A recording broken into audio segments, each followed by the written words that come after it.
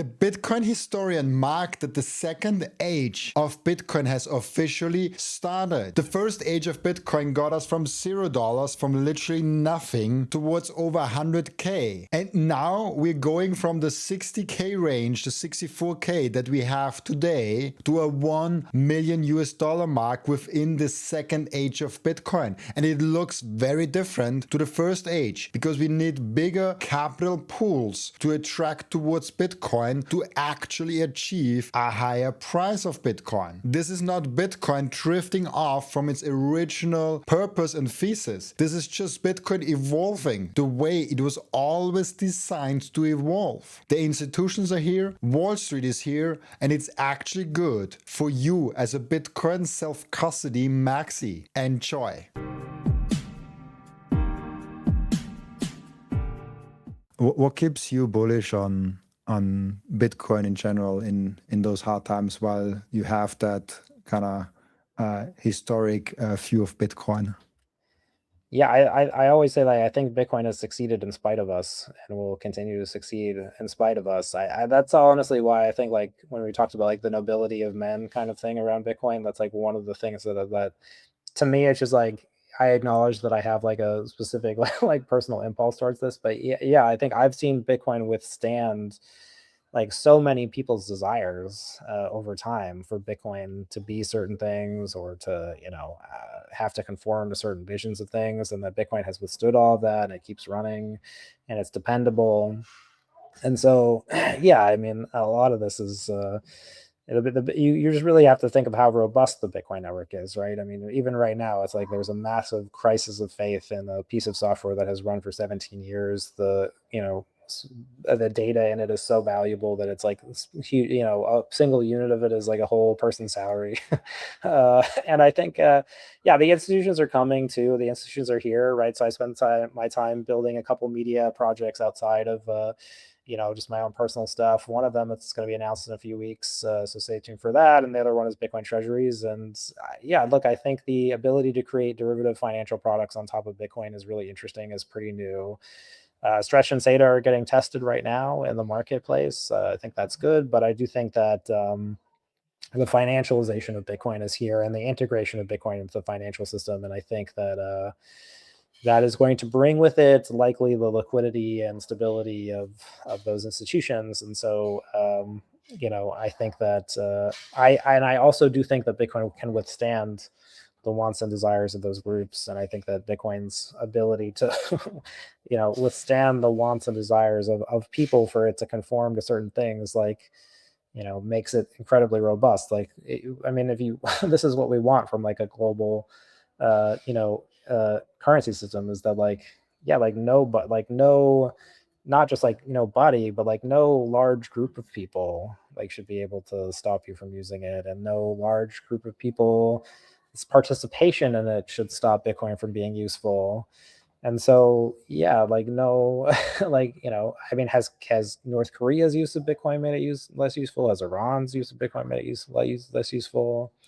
No. And so no, I think like the end result is everyone using Bitcoin, and Bitcoin being in every transaction. And yeah, we're in some weird middle point on that chart, but I think it's pretty obvious that like the institutions are kind of the new players, and they're have such a large amount of resources. But yeah, like again, like I don't think that they're going to be able to fundamentally change like what Bitcoin is and like how it works.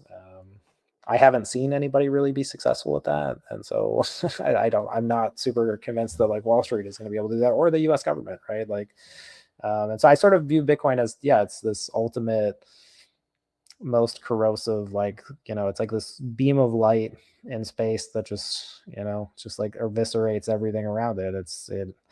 I don't know how to describe it other than that. It seems impenetrable, and it seems like it can't that it has withstood so much. It's withstood so many companies, it's withstood so many ideas, it's withstood so many developers, and it's still TikTok next block. That's the foundation. And yet every day, like, you can unlock your keys and you use your keys to send a Bitcoin transaction, like every day, every minute, the reliability of it, the sheer consistency of the thing.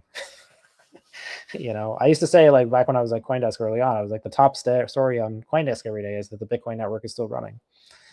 And I feel very similarly. It's like when you get up in the morning, it's like the sun is still here. Bitcoin is still, like, Bitcoin is a celestial force of that magnitude, right? You can just rely on it, you know.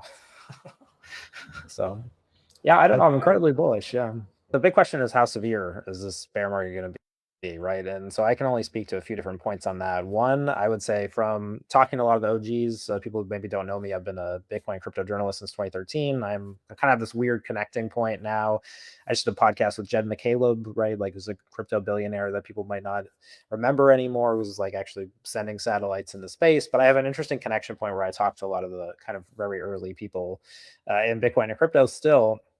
And I would say there's more disillusionment in that set of individuals than I've ever seen. Right. I think for years I was always the one who was skeptical about Bitcoin, and they were the ones who were charging in head first and buying, building. And I think what you see is a combination of AI, quantum, space, kind of taking the people who are the intellectual kind of hackers, brain power type people away from thinking about Bitcoin and crypto, which is a big, depressant on those folks. And I think the other is the institutionalization, right? Institutions are getting involved. They're getting involved in a meaningful way. And so for some folks who are early on, they were into the grassroots cypherpunk ethos part of Bitcoin, that's hard for them to accept. So I think amongst the OGs, like, it's probably, I would say, it's the worst bear market since 2015 on sentiment from the people who are, I think, closest to technology. Some people would disagree. Samson Mao obviously thinks that I have bad friends and they're not Bitcoin enough. That I should be hanging out with more Bitcoiners. But from my experience with the Bitcoin crypto set from early on, there's a lot of disillusionments. The question though is, do the institutions offset that, right? And so far, right now, as we speak, we're at a 50% decline from all-time highs. That's still a big improvement from the historical, over 70% declines that we've seen. And so, is it potential that we go down 60%, that we end up going down 65%? That's still a 10% improvement over the last cycle's drawdown. I had Michael Turpin, who is, again, like, another kind of more crypto OG, talking about this on the show. And he's like a strict 4-year cycle guy. He was actually saying this last year, that, that the 4-year cycle was going to repeat. And his big point is that there's a lot of liquidity in coins with the old Bitcoin whales, and as much as institutions are buying, and they're coming into the market, and I think that's the future of the Bitcoin market. We can get into that, but those folks are still kind of slowly rotating out. So the market is really in an interesting foundational space, foundational time, I guess. Right. As the self-described Bitcoin historian, right, I think I declared when Trump was elected, I felt very clearly, I was like, okay, the early days of Bitcoin are over. It's like very clear now that the US global superpower is actively pushing the technology as part of its own campaigns and initiatives. Like, it's pretty clear that we're in a second age of Bitcoin. And so I don't know. I think we're going to start learning about the second age of Bitcoin. And I think that a lot of the mental models from the first age of Bitcoin are not necessarily going to carry over to the second model, which is going to have new actors, new participants. I remember you just made me remember the Trump speech, because I was not in Vegas at that time, because I couldn't go, unfortunately, for a private event, and I was listening to the speech on the Bitcoin Magazine stream, I think, and you, if I'm not completely wrong, but I think you were actually moderating that 1 hour delay of, Yes, I was. Yeah, that was for anybody who wants to watch it, it was a Herculean effort to just stall and find some way to fill time with absolutely no one helping me, because no one else had any idea what to do. But yeah, I think it's a pretty big turning point, right? I think that we're very clearly into a time where Bitcoin is changing. The actors around Bitcoin are changing, and because of that, the sentiments of people who have historically been involved in Bitcoin are changing a lot. And yeah, that's why I'm curious. Like, right, I always come to Bitcoin like from an analytical lens. I'm like here to learn about it. And I think we're about to see, sort of, people talk about the game theory. So I use this analogy a lot. The poker table is expanding, and there are new players at the table, and they are changing the game. How do you look at Trump's involvement the first, what is it, like 2 years or 2.5 years now in Bitcoin?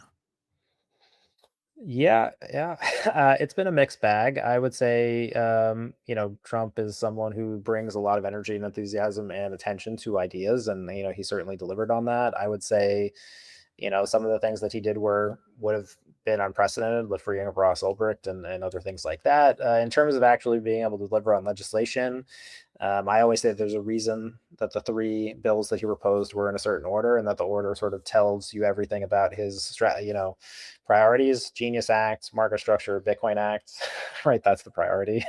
And so, yeah, I think the Trump administration, very astutely, and I sort of behind the scenes, I was, very friendly with a lot of the folks who were making overtures to the Trump administration from a number of professional connections. Um, and I think that, it was kind of shocking, I think, to the extent to which, a very complicated message got to the administration, right? That they could actually use the Bitcoin and cryptocurrency ecosystem to further foreign policy objectives, like, because that's what they're doing. But like, that was a specific message that was sent to them, and I think the speed at which they like picked up and deployed that messaging was fascinating to me, because and I think I've said this on podcasts before, I would have expected there to be like a large scale public dialogue about this, because it was like a very significant and very like specific thing. Like the idea that the pretty new like private market stablecoin system, right? Of like, maybe like a handful of startups around the world like issuing digital dollars, and then using that to infiltrate in foreign markets.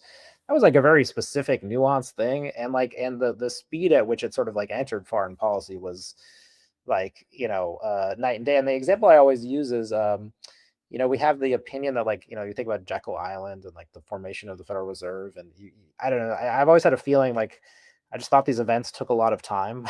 Like if we were doing something significant, that would take a lot of time. But no, it was really condensed. Like I think that there was probably, because I don't, well, so I will say I don't think any subsequent administration is going to undo this. I actually think that he has made a decision, and that the sort of like two-party Democrat Republican apparatus will maintain this decision into the future, like probably for like hundreds of years. Like that this is actually a lasting decision. And I was remarking to a friend who doesn't really keep up with the space, but is into policy, and I said, in 100 years, this actually might be like one of the most, like, when people look back at the Trump administration, like the most significant things that they did. And if you think about the amount of people who were A, involved in that decision, and B, like were even aware that it was happening, was pretty small. And so I would say I found a lot of that pretty shocking. And I think the implications of that are, it's just way too early to even, start knowing what the implications are. One, it depends on how much stablecoin adoption grows globally. I think it's pretty clear that it is going to grow globally.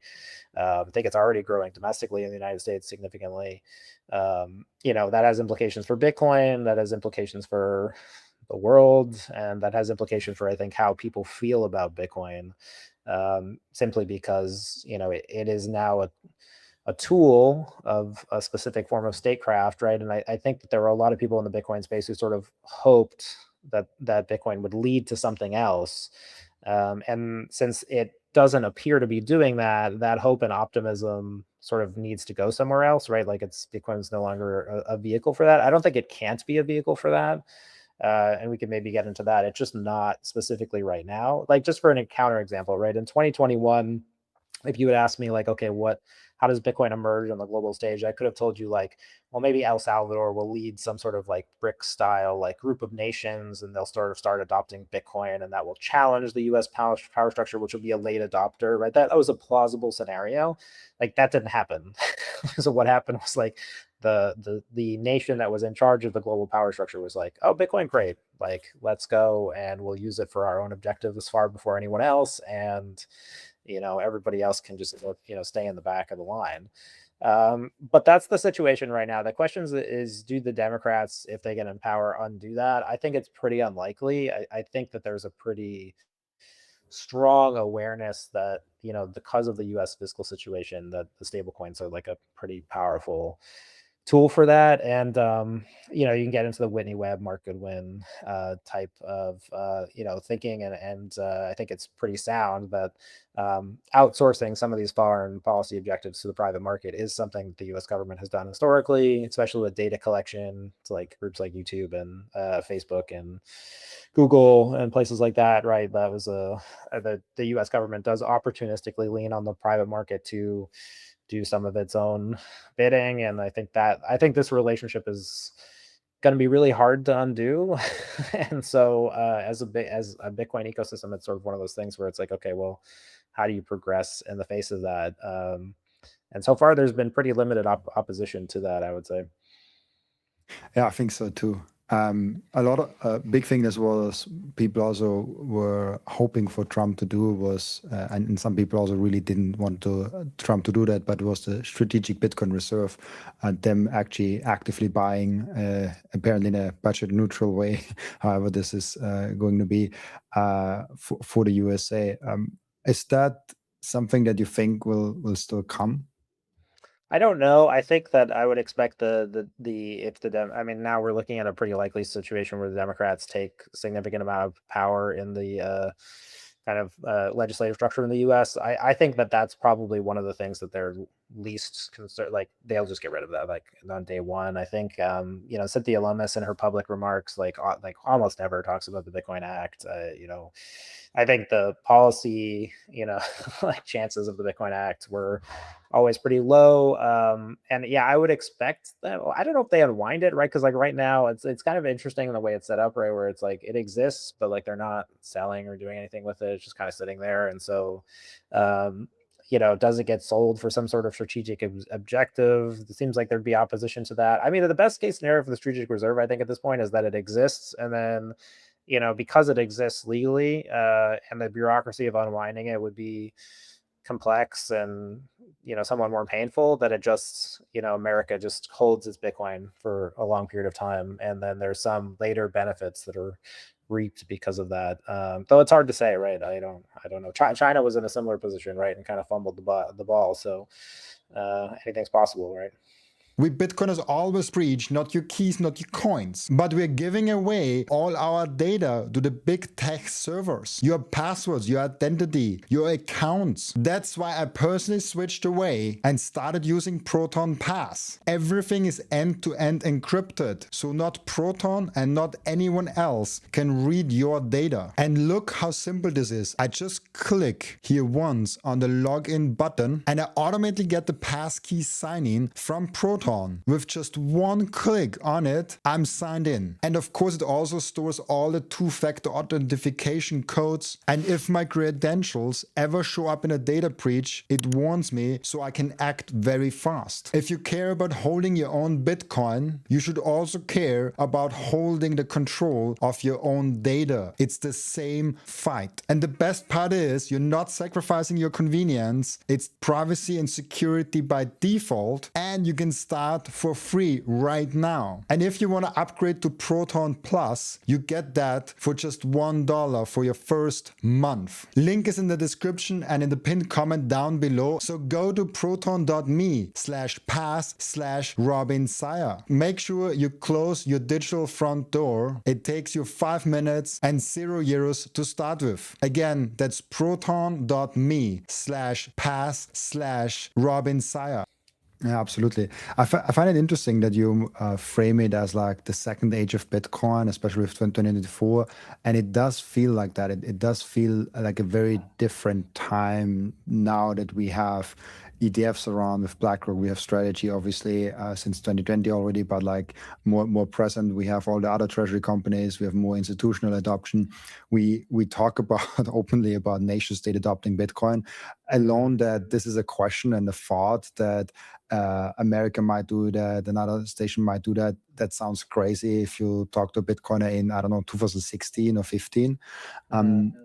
So what do you gonna expect for that like second age of Bitcoin, especially if you think that might be like a longer term thing, like, I don't know, 10, 15 years, however this Yeah, I think it's going to be a significant cycle. I think it's probably going to end up looking pretty different. I almost think about it as like, in the if you go into like time history, there's like the Triassic age and the Jurassic age, right? There's like different like evolutionary steps.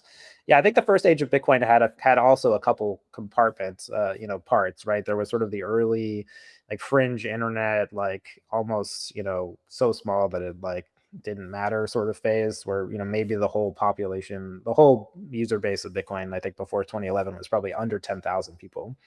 Right. And then there's the VCs and libertarians that are like, that kind of come and then they make Bitcoin sort of like a cool sort of internet tech style, project. And then you have the later phase on that, where I think really there was the counterculture, or like Bitcoin became culture and then it scaled through a grassroots movement of people who were adopting it.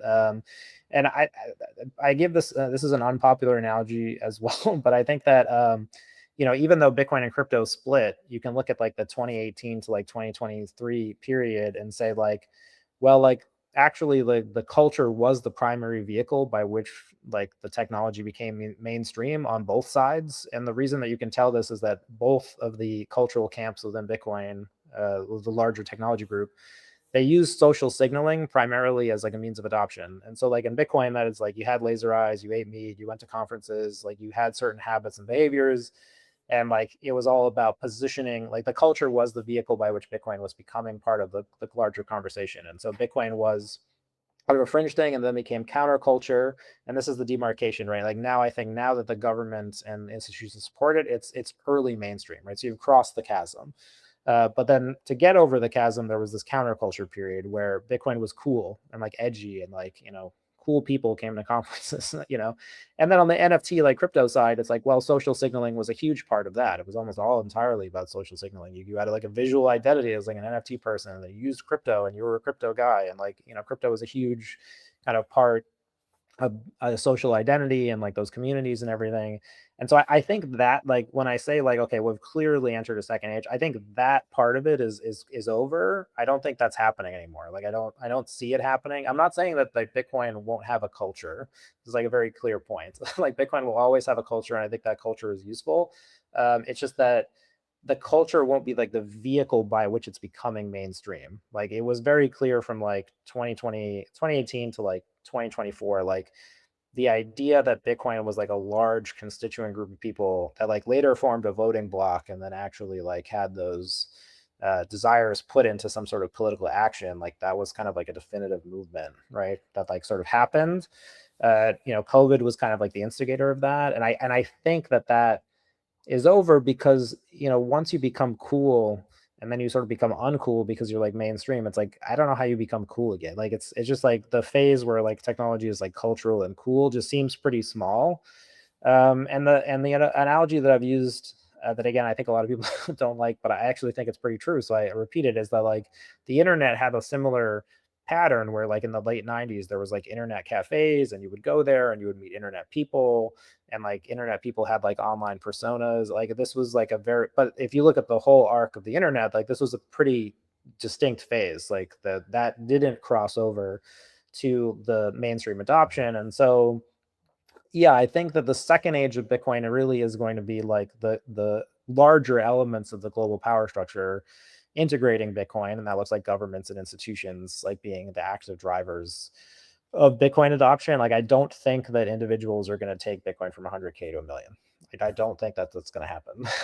I'm comfortable taking a position on this because like what I'm asking and doing that is like you would have to like I'm saying give me the argument. Like what is the argument that a significant global uprising of individuals against some authority structure like specifically creates enough demand to move Bitcoin from 100K to a million? I don't think that that can happen. I think that that did happen. That happened when Bitcoin was like $10,000 to $100,000. That large scale global grassroots user adoption took Bitcoin from here to there. I don't think that that gets you to the next phase just because I don't see the ingredients for that. Like I don't see large scale civil unrest. I don't see like a path to large scale civil unrest. Like if you didn't have that during COVID, that was kind of the time where that was going to happen. I think if you were really going to see, Bitcoin sort of become a grassroots global uprising that had like significant like global political implications, like, and you could maybe argue that it did, right? And so I think that like one of the ways we can establish that we're clearly in another age, even if we can't define the new age, is to say like, okay, well, it's very clear like now is different than back then, even back then being a few years ago. Like a few years ago, these behaviors and ideas were still pretty common. That like the idea that Bitcoin and crypto were cultural and cool and like part of per people's identities was like a huge part of the culture. And it's pretty clear that that has ended. I'd say it's most visible in the crypto side of the space simply because there was a corresponding technological failure where like the market prices of those technologies like went down, and so people started to stop participating in them. But it also has waned pretty significantly on the Bitcoin side, I think, where the amount of like kind of new people I see entering the community who are adopting Bitcoin as a like personal social identity is lower. I'm not saying it's zero. Again, like please don't at me on this. Like I'm not saying that this will go away. I'm just saying it's simply like not happening in the numbers that would require for this to be like a dominant narrative about Bitcoin and cryptocurrencies. And so therefore, like something else has to take the role of being the vehicle by which the technology mainstreams, because it will, like, right, we know that that's happening and will continue to happen. And so then you have to look, okay, well, what else is likely to do that? And then it becomes pretty, I think the obvious answer is sort of, it seems like institutions like are the ones who are most actively interested in that currently. And so therefore it seems pretty likely to project that they will be a big influence on things, because if you look at what's happening, like Charles Schwab launched Bitcoin trading in a down market. Morgan Stanley launched a Bitcoin ETF in a down market. They are actively taking positive actions to adopt the technology in a down market in anticipation of that down market eventually ending. And so therefore you can tell that the conviction on that side of the aisle is pretty high. And then you can debate the level of conviction, right? Like, okay, maybe they're most interested in like the price formation and the price appreciation. Yes, I agreed. But like that interest is still very demonstrable, and it's like you can point to like a number of pieces of evidence where it's like it's pretty clear Wall Street knows that Bitcoin is going to go up again, and they're sure as shit not going to sit on the sidelines this time around to watch a bunch of like weird, grody neckbeard people get rich. Like they don't want to do that. That like actively infuriates them. Like if you can't understand why why like a middle manager at JP Morgan, like you really you have to stay with us for a second because it's important, right? Like the idea that like some weird internet geek like mined some Bitcoin or like got it in the mail and is like now a billionaire. Like to somebody who's like lays of the Wall Street mentality, it's like that's infuriating. So like they don't want to live in a world where that exists. Really, they don't. Like they don't want that. Like the idea that there are people out there living that life and that with that amount of wealth based on their skill sets and knowledge, like they detest that at like a granular level. They have to, right? They you can't convince me, that they're happy to know that like there's somebody like let's bring back Jed McCaleb, who's I'll have on a podcast shortly, right? Like he like was on a couple websites, he made a couple random coins, and he'll even acknowledge like, right, like Ripple and Stellar, it's like, yeah, they're just random things he made that became worth billions. And like and now he's like making space shuttles like that. Infuriates that the Wall Street people, their minds like can't wrap around that, right? They don't want that to be true. And so to them, they're like, we're having this fun game of the poker table, we're all laughing and we're all and they're outside of that table, and now they're sitting down at the table. And so I'm saying like, their involvement, they want in, they want in. That's happening. It's demonstrable. I can point you to places where it's happening, and that will have an effect. And I think we're at the beginning of that playing out, because I think they want in for good. Like they want to be playing. They missed out. It hurts them on like a deep emotional level that they didn't win. And so they're a culture. That's their cult. Their culture is we win, we make money. You're a loser. You're a closer. You go out, you sell the deal. That's their thing. And I don't know. I have a lot of different mixed feelings about institutional adoption, like all other Bitcoiners. But I'm saying it's like pretty obvious that it's happening, and like we shouldn't disagree with that. You can argue about like the secondary implications, but it's real. It's happening, and you know here we are. I think that's, for me at least, it's not a controversial take at all. I think every innovation has an early cool group. If you think about the internet, I mean, the car probably also had the same thing, telecommunication, like Right. literally everything that like has is really revolutionary in the beginning and brings something genuinely new. You have an early group that is so passionate about it, and then you kind of need to taking on a you kind of have to make it work, like making a car work like one, and just driving around with it is cool, and like you can think around with it, but you need mainstream adoption, you need political infrastructure also to pave the roads, to build the gas stations, to do all that boring work for Right. something to actually work in the mainstream. I think that's a very rational thing to say, and it doesn't take away from the coolness that the car had in the beginning, or that the Bitcoin had in 2013, or whatever that time is that people are referring to. I mean, maybe I'm already, I mean, I came into Bitcoin in 2020, became active in the Bitcoin community in end of 2023. So I'm kind of a Bitcoin kid of the second age. So maybe that's Well, why I'm you were in, thinking no, I differently. think you were in the end of the first age, right? I would sort of just draw the line like at the specific Trump election, like at the moment it became official U.S. policy that like Bitcoin and cryptocurrency were good, and then a vehicle of that level of an institution, like really, I mean, again, like this is the most this the way that I would say it is like the the United States government is sort of the pinnacle of the existing power structure. So like at the point that maybe you could argue that maybe it's the G7, or maybe it's the UN or something, but you're up at that strata. Somebody up there is listening to you, right? Where before as that wasn't happening, and so I just think that it just changed the game, I think, and I think you can see it in a lot of the ways people have reacted to it, right? The Bitcoin community is fractured, and then there's all these weird arguments and all these like subcultures that are kind of fighting with each other. And then you try to understand, like, this is what I spend most of my time trying to figure out is like, what are these cultures like actually disagreeing about? And is there a real substantive argument here? And so you've got like the BIP 110 people, and then you've got like the institutional like orange tie people, and then you've got the self custody people. There's all these like little fringe kind of the different groups, right, that are kind of competing for to like have their vision of Bitcoin be the dominant one. And right now, yeah, it's just very fractured, and I think it's because we're in a down market as well, right? Like there's no dominant narrative, and so there's narrative competition. Like people are fighting to have the dominant narrative, and then there's a lot of negative feelings for people who like don't have the dominant narrative. And so you see a lot of the signs of like a real Bitcoin bottom, where it's like villainization of figures, and excommunications of folks, and this is what we stick around for. People Yeah. seem to kind of have agreed on making Seyr a villain. And Yeah. I'm a strategy shareholder, and I kind of like what they're doing actually. But I'm also a self custody maxi, and with the PIP 110, I try to stay out of it, even though I'm not that successful in staying out of it always.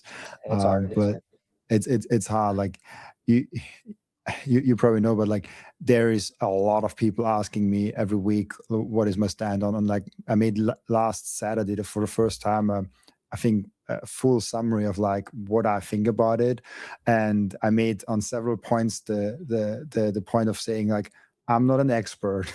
I'm just very Mm. cautious, and that's the main reason I really don't want to like speak too much about it, because I don't have an intimate knowledge about all the ins and outs about running a node, the ins and Mm. outs about the rules and the enforcement and all of that. People just think because I'm a Yeah, Bitcoin I podcaster, see. I have That's to have an that. opinion. I think that's where the BIP 110 people get you, is because they try to fight you on argument, like the specifics of their argument, where it's really the problem is not the specifics of their argument, it's the generalities of their argument. One of the things that I did pretty early on, because and there's a little bit of historical revisionism on this. It is true that like the Bitcoin magazine, BTC Inc., now unfortunately the Naka entity, was sort of a principal player in some of this, but like the reason for that is the organization sort of had to react to like ordinals being created. It was pretty obvious that someone had issued a software that was on the network, it was drawing in new users from like different types of communities who were actually adopting it, it was, the evidence was pretty empirical that like people were using it for this, and that communities from other crypto chains were coming into Bitcoin and actually adopting it for these stated purposes. And so, there had to be some sort of declaration, and there was a specific ask from the community to deplatform those people, right? To essentially remove them from the conversation, right? That was the first ask when Ordinal, and this is now the larger ask that the BIP 110 people, I think, really are making to the larger technical community, right? Is that um, there's something wrong with Bitcoin, and there are people who are using it who need to be removed, and thus the collective group needs to sort of act. And so, I think that organization made certain decisions that happened a lot before, like much earlier than community consensus formed, partly because of the like urgency to like have some sort of stance. And I would say like one of the ones that the stance that I came to was that it was pretty obvious that like the technical solutions for removing this stuff were really bad. Like, and then involves things like the BIP 110 people are proposing, like removing active, opcodes and like abilities for you to use, for everyone to use Bitcoin, like removing certain rights and privileges that everyone on the Bitcoin network should have, like in order for the safety of certain users or to stop certain things. So they were specifically asking for that, and that it was pretty obvious that like one, the technical community was not going to go for that, and thus they weren't going to have popular support there. And I think it was pretty obvious that that ask was like pretty, I think, against the ethos of the project. And this is why I think, like, again, like the BIP 110 people love to fight on specifics, because where I think they lose is with like the general spirit of things. And so, the organization had to come to a decision. And I, like, my personal decision was very much like, okay, this is going to happen. You can't stop it. If we try to stop it, the negatives are really bad. And so, where I came to is like, okay, and I gave this argument on what Bitcoin did. Essentially, I made a positivistic or a positive argument for embracing like ordinals and the idea that cryptocurrency culture would come over to Bitcoin. And like the reason that I laid out that argument at that time was because I was like, okay, well, if we don't embrace like a positive argument for this, what's going to happen is that you're going to have people who fall into sort of a negative argument.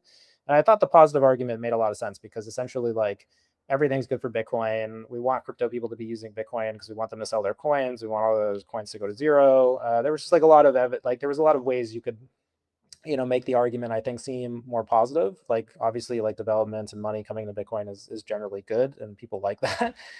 And the negative arguments kind of led to where BIP 110 sort of ended up being, which is it has to rely on certain assumptions about the technology that, while very popular when you say them to people, like it's popular to want a certain thing to be a certain way, but then just the reality of it isn't the case.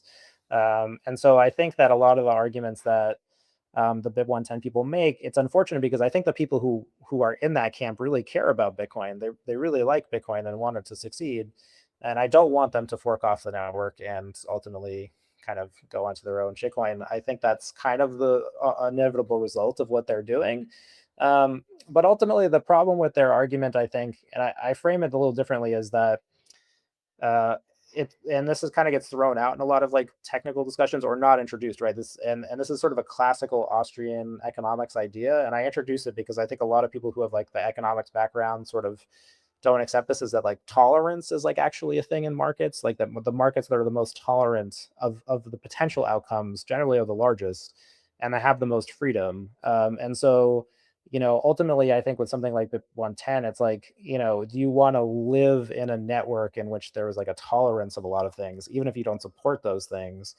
I think that it's pretty obvious that you would, and that in the sort of network world that they want to push Bitcoin in, there's a lot more sort of decision making and sort of like a need for there to be like specific designations about specifically how Bitcoin should work, that even if they're well intentioned, it's like it's pretty clear that they restrict the rights and abilities of users to act like independently and without any sort of interfacing with any sort of authority. And like, well, if you're doing that, like, well, why did you create Bitcoin? Because like surely that's one of the most interesting things about it, is the lack of a need, to interface with a large authoritarian power structure. Of course, they're sort of alleging that that's what the core developers are, which is kind of a fascinating element of it. Though I disagree with that. And so, yeah, I think unfortunately, a lot of the folks in BIP 110 were sort of sold this idea that the Bitcoin developers and Bitcoin development is like this large oppressive government organization that is somehow, becoming disloyal to Bitcoin and is doing Bitcoin harm. And I think that it's a tough argument, because once you decide that like doing nothing is harmful, you see this with like leftist ideology in the US. It's like silence is violence. So therefore, you not doing it, you not stopping it, like you are doing harm by doing nothing. And so I think the BIP 110 people have sort of quickly found themselves in a corner just because of the argumentation that they've made, where they have to act, even if the repercussions of those actions are negative, such as them ending up on like a lesser coin with a weaker economic power.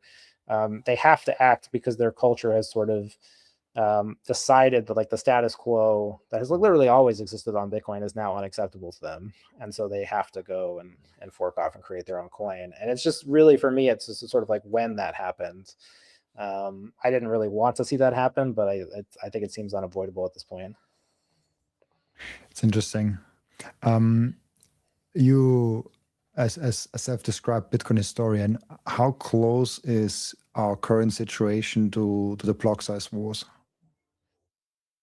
I would say not. So in theory, in spirit, and argumentation, like maybe it's similar, but I think in terms of like the larger community involvement, like really not so much. And this is where I think the BIP 110 people, there was a lot more public involvement in the block size wars. And so I'm going to tie this to the earlier theory that I said. So I think early in the first age of Bitcoin, in the first kind of epoch, there was a really strong belief that like the development of the technology was pushing up the Bitcoin price. That there was an actual like equivalence between like the software is improving, therefore the price is going up. And so like Gavin Andreessen, Greg Maxwell, like these people, all these kind of early developers were product of an era where like Bitcoin is better software, number go up. Like that was the mental model. And I think the block size wars sort of destroyed that model, because what happened at the end of the block size wars is Bitcoin basically spent 2 years fighting over nothing and the price went to the moon anyway, right? And so there was a divorce of those two things. And so what happened after that, there was no longer the belief that the improvement of the Bitcoin software resulted in the price going up. And so because people back then thought that because the software was improving, the price would go up, and the software wasn't improving, broadly everyone was very mad, because everybody's businesses were failing. So like miners were involved, exchanges were involved. Like I would go to conferences and report, and like major CEOs of these places would be in side room discussions. Like major CEOs of payment processors would like take me aside and like yell at me personally for like not covering like a certain thing or covering it in a certain way. And like so it was a very dominant part of the culture. But again, I think it's because of the reason that we thought, like we really thought the technology, like the improvement of the technology and the Bitcoin price were sort of co-linked. And so because people thought like there had never been like a cyclical return to the Bitcoin price, right? So like when Bitcoin hit $1,300 and went down to $200, like people didn't know that it was going to come back. There was no belief, right? So there was this belief that like, well, we had to make technical progress, because we don't, the Bitcoin price will never recover. And so people were that angry about things, and it was like a very dominant part of like the social and this public discourse for a very long period of time. I think that contrasts pretty sharply with the BIP 110 conversation, which has broadly been like sort of an edge case conversation that hasn't really been taken seriously by the business community or the institutional community. And to the extent that the software developers have addressed it, I think it's become rather circular. And so I think it's, well, some of the arguments are the same. It's just like the amount of the community is, because I don't think there's anybody who thinks that like BIP 110 has a meaningful impact on the price. And so since most people really care about the market health and price of the network, they just don't care. And so, yeah, I think they've failed to sort of get a meaningful amount of people involved in the debate, partly because it's such a fringe, esoteric debate on its own, right? And so, yeah, it doesn't compare on that level. But there's a lot of similar things, and I've laid out the argument before that I think that the BIP 110 people most resemble the Bitcoin Cash folks, because they have I think the problem with the Bitcoin Cash folks was that they ultimately had a very brittle mental model of how the network would work. They're in their mind was like Bitcoin has to be used for payments. If it's not used for consumer payments, it fails. And so they were unable to accept like any other conclusion. The BIP 110 people have a very similar mental model where it's like Bitcoin is money, and it's like it's now worse money than it was before, even though like nothing has changed about it. And Bitcoin must be money, and it only can be money, even though it's just a bunch of data. And so definitionally it is both money and also data on a just empirical like level. Like you cannot Bitcoin cannot be not data. Like there's just no, and I've actually had meaningful arguments with people who think that I'm wrong about this. There are like people in like the extreme gold bug camp. I remember being at a conference in Vegas like a few years ago where somebody was telling me that like Bitcoin, like you could print out physical bills and then like hand them around and that would be Bitcoin. And I was like, well, but then there'd be no transactions like on the chain, and then there's no use in having a blockchain. So like what, so there's some extreme beliefs like that. And I think yeah, unfortunately, it's one of those things where you have a lot of people who I think want the best for Bitcoin, but they're unable to deal with the realities of the system itself, right? Like even their own proposals like don't stop some of the things that they want to happen. And so, Peter Todd has kind of proven this with a number of different technical points. But again, I think like the more that they draw you into the technical points, the more they miss the bigger picture. Like I had a specific argument with Bitcoin Mechanic about this, like where I think one of the deeply problematic things about what BIP 110 is saying, and I really stress this, is that like they believe that like the existing node operators of Bitcoin have some sort of like a priori rights that like new Bitcoin nodes don't have. Like they really believe this. You actually have to understand that this is how they argue. They believe that if you've been running a node on the network, you have more say than someone who just started running a node. And this is absolutely untrue. And there's nothing in the network that accounts for this. Functionally and technically, there's simply nothing in the system that accommodates. It could be true. You might want it to be true, but definitionally, it is not true. Like a node that joins the network today and starts validating incoming transactions is a node like any other node. There is no, you've been running a node for years, so you have some sort of seniority. And so, accepting this is back when the argument was like more friendly.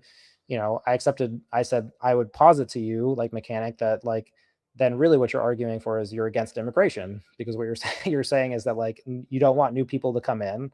The new people are imposing a certain heavy cost on the old users, right? Maybe they're abusing the entitlement program.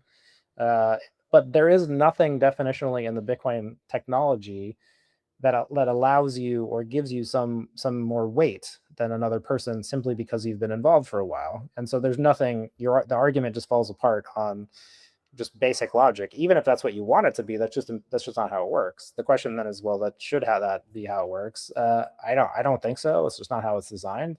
But yeah, and then like spiritually, like Bitcoin is if you do think that people are like, well, what are they immigrants from? Like, well, they're fleeing the fiat system. And like clearly the BIP 110 people think that people are fleeing the fiat system and adopting Bitcoin, right? That's like a huge part of their public dialogue as well. But then everyone is an immigrant to the Bitcoin blockchain. And then we're a nation of immigrants. And then who are you to kick out some new people who are using the rules of the network because you've been here for a while? You don't have any, again, so it's a lot of these analogies are sort of, I would argue the spiritual problem with them is larger than the technical problem, because what they do when they try to get you on specifics about like how a node operates, it's like, well, yes, I mean, if there's more transactions and there's more data in those transactions, then blocks will be bigger, and then you'll have to store more of that data. But like, also, you're also saying that you want 8 billion people using Bitcoin, so like, part of your mental model is that like more people will be making transactions and there'll be more data and then nodes will fill up faster. So like, what are we arguing about? And I think unfortunately, like a lot of their argument boils down to they don't like certain people and they want certain people not to use Bitcoin. And that they believe Bitcoin, Mechanic says this quite beautifully himself, right? He says that, Bitcoin is not a shitcoin because of its culture. Its culture of like ideas and its culture of action against bad ideas. And I can't disagree with that. Having observed a lot of the history, I don't think that like Bitcoin rests on some sort of like human nobility. Like if Bitcoin's functionality was due to like the strength of the morality of, of the Bitcoin people, we would just be totally fucked. Like that's just like, why would you want to, like, no, it's like there's not like a benevolent race of like early Bitcoiners who like, you know, like we're like men of action. This just gets into like political folklore. It's like, okay, well, yes, we were descended from great men and now we're no longer great men. And it's like, well, I don't know. I can't, how much time can I debate this?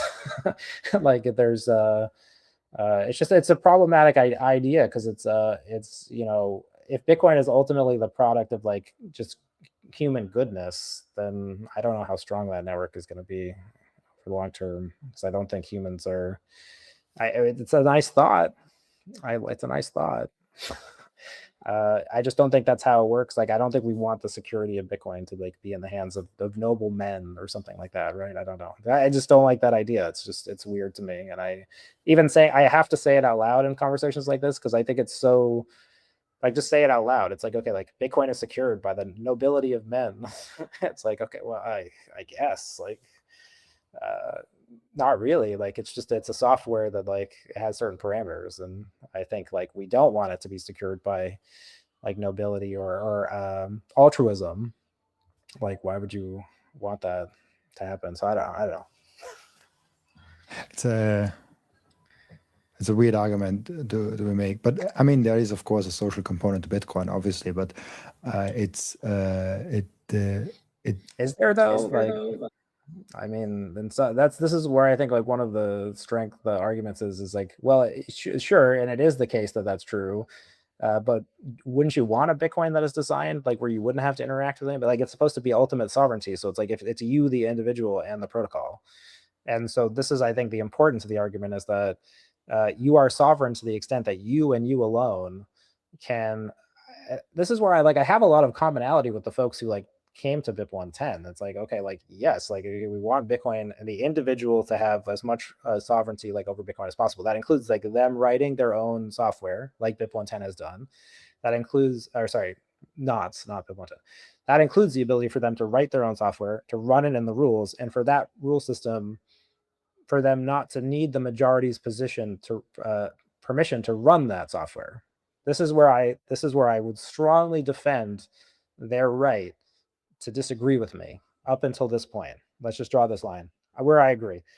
I agree that the Bitcoin system should allow them to write, author, and maintain their own compatible software that lets them run and send their own transactions according to their own rules. As far as that goes, up to and including like the majority of people, the vast majority, 90 to 99% of people in Bitcoin not wanting them to do that.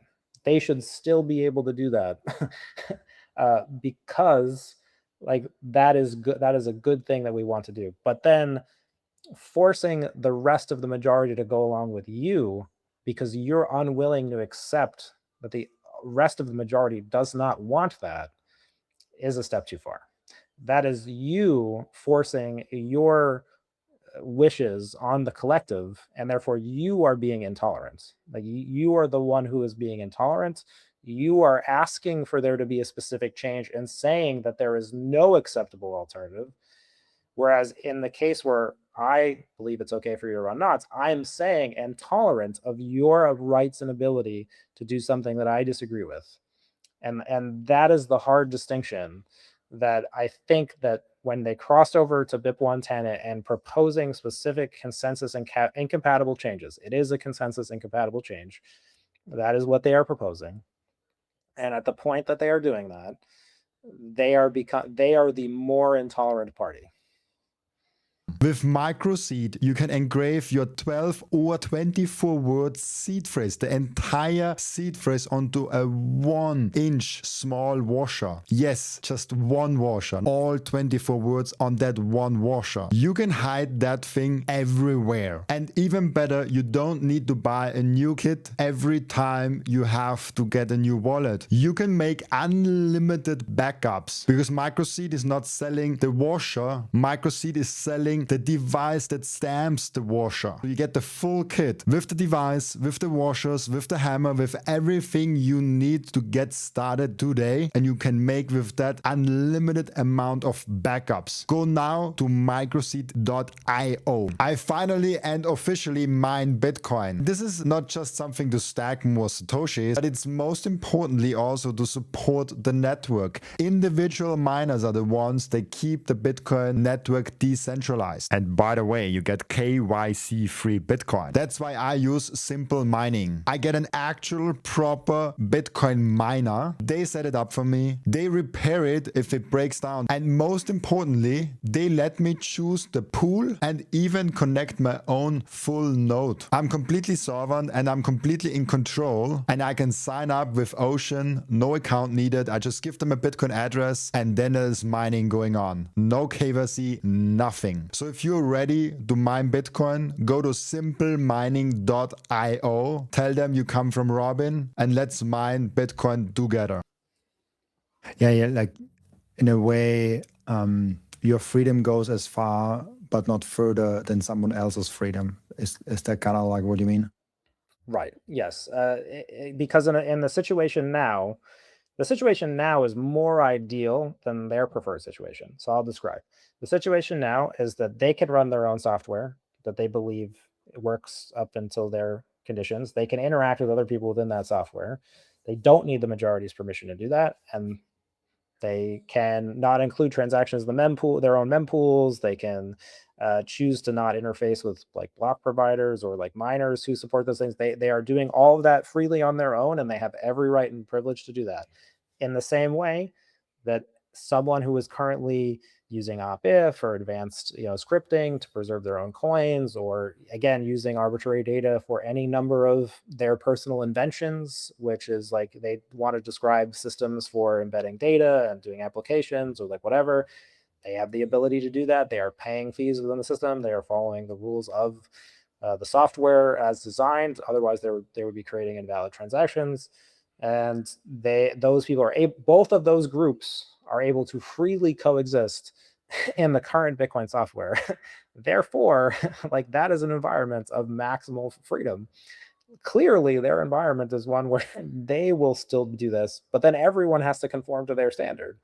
And so that is just clearly an environment where there is less freedom than the other situation. And of course, then they'll sort of ask you to like defend the actions of the people who are embedding data in Bitcoin and all sorts of things like that. But I think this is where like they fall back on like a technical minutia to the argument where it's like, okay, it's like, do I, and they fall back on like ideas like, is Bitcoin money or whatever. It's like, well, Bitcoin is whatever you, the individual, like want to use Bitcoin for. Clearly it's defined and has certain parameters and works a certain way. I don't think anyone's disagreeing about what those things are. But again, I would just invite people to consider it's like the current environment that is produced by the current software maintained by Bitcoin Core allows both of these disagreeing parties a great deal of freedom within the current structure. And they are simply proposing that some of those freedoms for some users are taken away. And so then the question is, well, is there more harm or good? And then they get you into all the specifics. But I think it's just objectionable on the first term. This is really, I think, where there wasn't enough people sort of at the beginning of BIP 110 just sort of saying like, no, this is just like on its face, just an objectionable thing that you're doing. Not because like, sure, like technically Bitcoin will work. Like if they do produce their own, and you can get into this like of whether they will produce their own blockchain, but like their blockchain will be fine. Like it'll work, it just won't be compatible with Bitcoin. Right. And so it won't be Bitcoin, but it will work. Like, I mean, they'll send transactions to each other and it'll be more difficult to embed data in those transactions. Nobody's saying anything about that. Like if Bitcoin worked that way, then it would work. I'm just saying that it's clearly they're moving you to some sort of Bitcoin economy where certain actions are being taken against current users very clearly, right? Like one group doesn't exist in the second world. And therefore they're asking you to come to sort of some judgment on those users and their activity And it's that's enough. Like, that is bad enough. It's not, I don't have to go to hear whether I agree with you about whether their activity is bad. The fact that you are asking me to pass judgment on the activity of other users is objectionable enough. Stop right there. Don't go here. I'd stop right there. I don't again, as long as they're not causing any material harm to the chain or to other users who are transacting, which again, I think is an argument where the burden of proof on them like has not been met. Like, who is harmed by who has been harmed by what the status quo? And there are some arguments for this, but again, I would invite people to say that they are very weak arguments, simply because they're not genuinely obvious. Like, they're weak because I truly believe that, like, if you have been running Bitcoin in like rural Africa and using Bitcoin over the last 4 years, you will have noticed almost absolutely nothing has changed about the Bitcoin software. Like, if you're running your own node in like rural Africa, maybe other than sometimes it would take you longer to download blocks. You'd really have to. I really struggle to understand whether those people would even be aware of what's going on, and so that makes this whole argument very hard to accept. For the average Bitcoiner who's not a lunatic like us, 24/7 on Twitter and YouTube and podcasts and all of that, the last 10 to 20 minutes might have been confusing. So I'll just ask that. What do you think for like someone that just like holds their own keys, maybe has some provider that helps them with that, or maybe even has Bitcoin on an exchange, like not you mechanic or like us, like just like really like an average guy that has, I don't know, 10K or so on in Bitcoin. What do you think from that whole core versus nodes BIP 110 will reach them in any material sense? Is there something where at some point, like in the block size wars, they have to decide for Bitcoin Cash or Bitcoin, and like they have to see like, or which one will be the right one, and like the whole, it will be a whole drama, or they might never really even have to care about that at all? Yeah, well, I don't think that there's two answers to that. So like one, the BIP 110 supporters have a piece of software that they've released, right? And that software will start rejecting blocks at a certain point, right? So I mean, people who are running that software should just know that if they're doing so now, they are going to find themselves in a situation where, like, yes, like you are going to be running a software that makes some transactions incompatible with the network, and therefore you might be forked off the network like onto another network. And if you don't keep your coins on both chains at that point, you potentially could risk losing the value that you've been depending on Bitcoin to hold, which is sort of what happened to the Bitcoin Cash folks, right? And so you can look at the Bitcoin Cash price chart versus the Bitcoin price chart. That was a similar sort of event that I think it'll probably end up similarly. That's even if they can form their own chain. But yeah, look, I mean, if you hold your coins on an exchange, or you hold your coins yourself, or run a node, and you're not already far enough to like be thinking about Bitcoin Core versus Bitcoin Knots, I would say there's very little for you to worry about. Again, I just don't see a large public dialogue about this issue. I do think it's really interesting for like the theory, like people who really care and are interested in Bitcoin theory, because there's a lot of important stuff in it. And we might get another fork. Like, I mean, we will, for people who like research a lot like me, it's kind of like, well, we get to see something we've never seen before. We get to see a group of users who want to change Bitcoin's rules, sort of try to force the network to do that. And so as an observable science experiment, I think it'll be interesting. It'll be interesting of whether there's even market trauma about this, right? I haven't seen any exchanges kind of come out and make any declarations of support. This was pretty common in the block size wars, right? For like major market participants to be weighing in. And, what we can tell from node counts is that there's probably not going to be a significant amount of economic power running this. So yeah, keep calm, hodl on. Yeah, I don't know. I think yeah, just to know if you're going to the knots side of things and you're still running knots, there's probably a pretty high chance at this point that you'll end up with your own other set of coins, I guess. I'll I think we've covered it well, but it's a very even for me at some point confusing topics like inside of that whole like core versus knots. It was like first I think last summer where this core versus knots thing like really popped off and the interest. Then it kind of calmed down. Now it's like the BIP 110 thing as the second wave, at least like how I see it.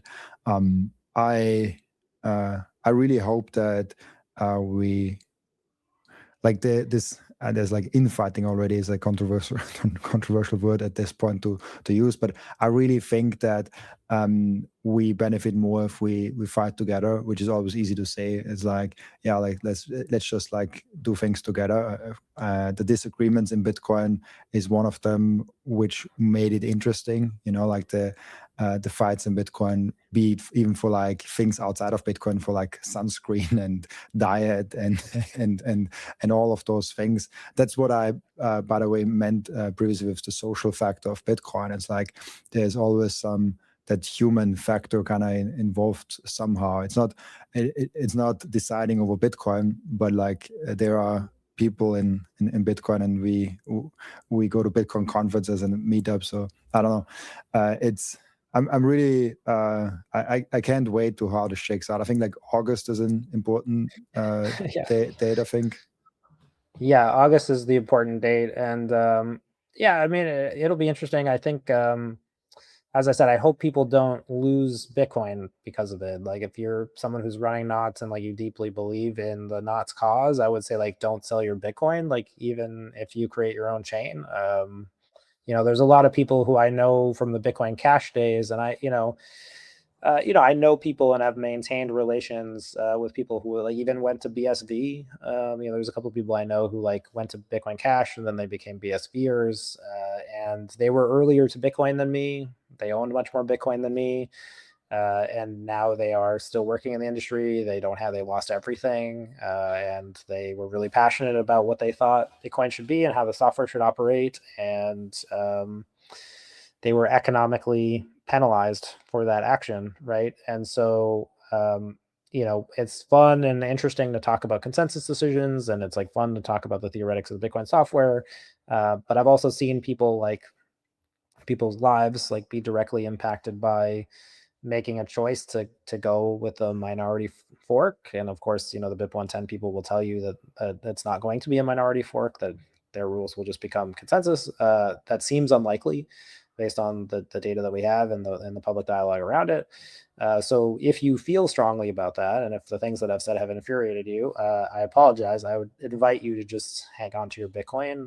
The people who in the Bitcoin Cash camp who were not as aggressive about selling their Bitcoin and socially signaling to their peers that they were, the most adherent to those values, seem to have ended up better than those who did, right? Who in some cases lost everything, lost businesses, lost friends, had to start again. And so that people are like, oh, like, well, why did you come out as like pro ordinals or pro spam? It's like, well, I don't know. I think that's bad. I don't think we want Bitcoiners who are who are like, there's nothing worse, right? Like you were early, like you're running Bitcoin, and then like, but you don't participate in the gains and the growth of Bitcoin. Like that sucks. Like I've just seen the negative implications of that. And so that's not something I want you, if you're running Bitcoin knots, or people in that camp to experience. Like it doesn't make me like happy that like Luke Dash Jr. and Bitcoin Mechanic and those folks are, find themselves in the situation. It's just that they made certain choices and certain actions that are going to, I think, put themselves in the situation. And then other people, they're encouraging other people to as well. And so like the most you can do is just make people aware of those. But I think the number one is like, yeah, I mean, at least keep your Bitcoin until things play out, would be the advice. Otherwise, you might end up in a situation where your Bitcoin is worth considerably less, and know that you are part of like other groups before you have tried to do this and failed. And that was, an unhappy thing for them. It's like, it's a serious thing, right? Like we want Bitcoin, I think, to be a system where people can hold and preserve their value over time. And so like that to me kind of seems like without anyone interfering with that, like that kind of seems like the one thing that should unite everyone, right? And so I understand that there's a lot of strong emotions and people feel really strongly about this current situation, but like participating in this kind of style fork like means that you're, for lack of a better word, fucking around with that. So make sure that you're doing that. Think through that decision. I can't make that decision for you, but you're gonna have to think through that one because there's some implications for it. Yeah, and there's so many more questions I have around that, but we're already coming to slowly the end of the podcast. It's definitely, I think, a question that the topic that will be covered in the next couple of months more here and there on the podcast, but not dominant at all. I think I made now like 5-6 podcasts where we talked about it, and this kind of frequency I will keep going just because I think it's an interesting one in Bitcoin. But it's not the biggest story, I think. There's really interesting stuff happening in Bitcoin. And I don't know how much you follow my podcast, but I'm very optimistic always. I always look at the optimistic or positive side of things. And that's like the last question I have on core versus knots, less on pip 110, like more the core versus knots thing. I thought it's a positive thing that there is competition in clients that people can run, and that there is genuine debate around that, and people see there's like nodes numbers of like how many people are running core versus knots. The only thing I'm seeing is like more people talking and arguing about running a node, and that's what I really like. I like that people are actually spinning up their own nodes and trying to figure out what is actually a Bitcoin node. Like why would I run it in the first place? What advantages or disadvantages come from running core versus knots, or the other implication clients also as well that you can run, but like less popular. So I don't know. It's that's kind of the positive thing that I get out of it, that people are talking about it, and hopefully people don't just do what their favorite influencer tells them to do, no matter on what side, and actually think through the implications and the consequences themselves. That's my main hope for that.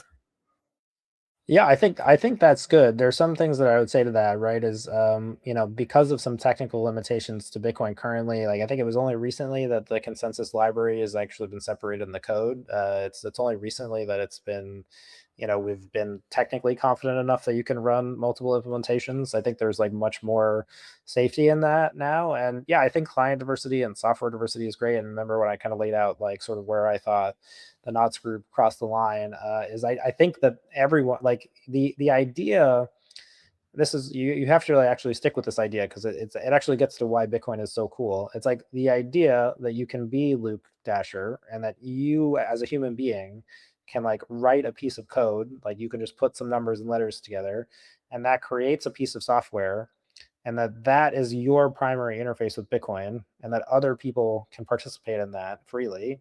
Like the idea that there literally is nothing between you and the source code, like not even in Luke's Jushir's case, like not even another group of developers, right? It's like you can make your own software, deploy it on Bitcoin, and no large group of Bitcoiners can tell you not to do that. Is a amazing part of the system. Like just that, like it's completely not analogous to fiat at all. Like there, what like in what other is there even an analogy in like the fiat world that like makes sense? It's like no, the level that you can interact with Bitcoin like up to like the level where you're like directly, you are completely controlling and authoring the code that like allows you to interact with it without any intermediary. So like let's even get below like core versus knots. Like you as an individual could decide you don't like either and then code an alternative. And that's very cool. And like we I think we should want that the rights and privilege of anyone to do that to exist. Right. And so that is really awesome. When you get into like the kind of more, and I'd say like I define more as like having some sort of opinion about like which other people can do that. That's why I think you have to have pause. but yes, I mean, like there are some technical implications of like running like one of those softwares, right? Like you'd have to be competent enough to do it, and there's always a chance that there would be bugs. And like this is the reason that there is a core development process, and there are people who maintain the software, is that the average person doesn't want to do that. Like they want to. I lack the capability to both author software and audit software, and so it's really nice that a group of people who again are not being paid to do this but maybe are being paid by other people, or maybe just do it for the love of Bitcoin, can do this right on my behalf, and then allow me to use Bitcoin in that way without being a software developer or without being able to audit code. But Bitcoin is a very new scientific system, right? We really don't understand a lot about it. Like if there's one thing that the BIP 110 and the knots thing really proves is that once you get like deep into the Bitcoin theory, there's a lot of disagreement about how things actually work. And so you can stay in like the nice sunny part of the ocean, where it's nice and it's warm and there's sunlight, or you can go like all the way to the bottom of the ocean where there's some weird shit down there. There's like, I don't know, like light up octopuses and, krakens and strange, animals with like one eye. And it's kind of weird, but you can go down there if you want. Like it's accessible. But there's all sorts of layers, right? And I think, yeah, it's very important and very cool that people can write and maintain their softwares. And as I said, like my defense of knots, like in that light, was never that I don't appreciate that about the project. I actually deeply do, and I make it a point on these podcasts to state that. It's that I do think that they have some particularly problematic ideas about other people's ability to do that. And therefore, like they're likely, I always thought they were likely to find themselves in situations where they would sort of feel compelled to argue that other people must go along with them. And it just does seem like that is the situation that is playing out, because their software includes a specific declaration now that they will stop accepting certain transactions as valid at a certain point, which in Bitcoin is like a pretty strong declaration of intent, right? I mean, we don't know that they're going to do it, but we have some small group of people saying that on a certain date, they will stop considering certain transactions to be Bitcoin. And so that we have to respond to that, right? Like that's that's the thing that's happening. So we, to the extent that you're a Bitcoin user, it's like, well, you have to have some opinion about that, right? Or not, right? You have to choose to ignore it. I think for most people it's okay to ignore, but they will tell you otherwise. So Yeah, that's true. We have one question. We only have like a few minutes left, but we have one question to ask each and every one of my guests, and then like we have one more end routine. And the question that I ask each and every one of my new guests that come on for the first time on the podcast is, what can we learn from you besides Bitcoin? Oh, interesting. I'm a big reader. I love music, love books. What about me besides Bitcoin? Like a personal thing, or like what do you like, a fact, or like what do you? Literally anything. So like most people relate it to something fun that they do, or Okay. even like some whole new like music comes often up, family also comes often up, I think, in that question. I was at the Harry Potter theme park the day that it opened. I'm a big Harry Potter guy. I stood in line for like 12 hours. So I don't know if that tells you anything about me, but got up at 4 in the morning. Like was down in Florida. Went and did the whole thing. But yeah, I don't know. And then I've also like, I really am passionate about like building media products like in the space. Like I think information is good, like freedom of information is good. Like we should kind of want there to be good media outlets and things in the space that are providing good information. So, I'm still working on that. I think, still bullish on that after all these years. So Really cool. That's fun. I've only watched one Harry Potter and never read it, so I might have definitely to. do not watch the movies. Yeah, skip them. Only the books. Yeah, just go straight to the source. Yeah, you don't want to. They're not. You can fork off the movies. Yep. Really cool. We have an end routine in the podcast where the previous guest is asking a question for the next guest without knowing who the next guest actually is. And the previous guest asked you the question, are you concerned about the physical cash economy being eliminated? Am I concerned about the physical cash economy being eliminated? I mean, certainly there are negative implications of that, right? It seems like cash is pretty unique, even if you accept a world where Bitcoin exists. The cash is like pretty important for a lot of the kind of values that Bitcoiners hold. So I would say yes. Yes, I would say yeah. We probably want physical cash to exist up until the point that like people can use Bitcoin peer to peer, like with privacy, like pretty reliably. I would say. Otherwise, cash is still, it's pretty obvious that it has a value proposition that's pretty strong and hard to replicate. I mean, of course, maybe someone will always surprise us with some sort of invention like the open dime or something that like makes Bitcoin able to operate like that, which would be really cool. But until then, I think it's a worthwhile problem to work on. Awesome. Thank you so much, Pete, for being on. Before I let you go, where can people find you, ask you questions, and reach out to you? Yeah, at Pete_Rizzo_ on X, on YouTube at Bitcoin History. Also do a newsletter, bitcoinhistorynewsletter.com, publish my thoughts.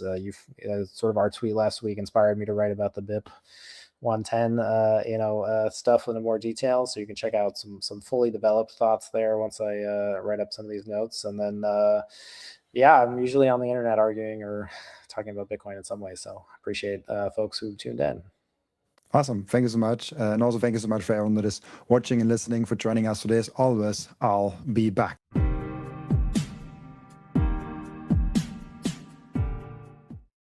This content is for educational and entertainment purposes only and does not constitute financial advice.